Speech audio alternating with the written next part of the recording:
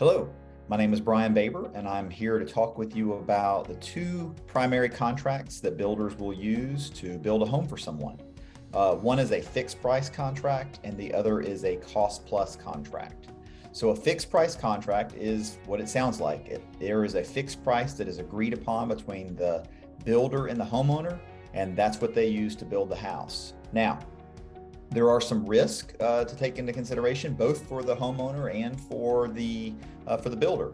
For the builder, one, the price is fixed, so if costs go up, they're having to eat those costs. If the costs go down on the other side, they have the opportunity to make a little bit more money.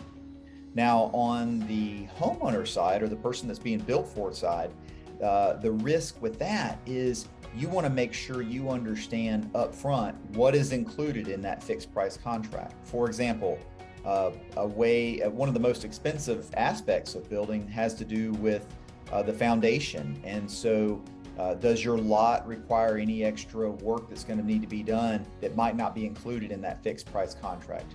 Oftentimes when I'm talking with people and I've given them a price initially on a home, it's the home is here, and the lot, we don't know where that lot is going to be just yet. And so here's a price on the home, and that might include either a monolithic or a 3-course stem wall. And then we've got to go position it on a lot. And when we put it on the lot, that's going to determine, do we need to add more courses? Do we need to add extra fill? So those are things to take into consideration on a fixed price contract.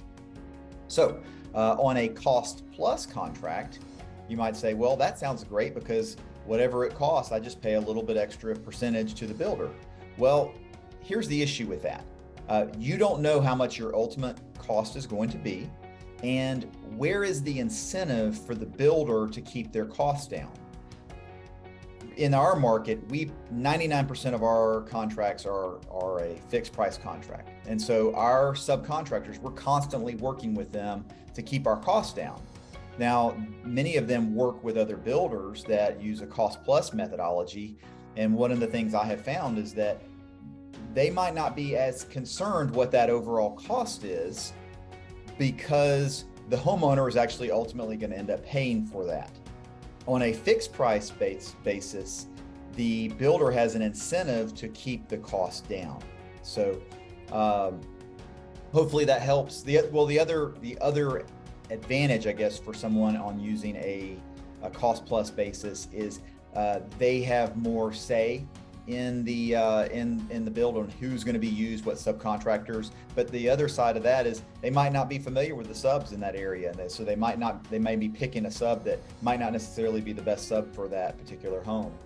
The other thing that can come up, I would like to mention this as well, is on a cost plus basis, there are ultimately going to be questions of quality. So when there is a question of quality, who pays for the redo? That's something you would want to discuss with your builder up front.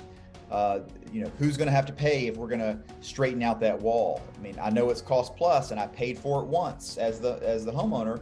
Do I have to pay for it again to be straightened out more?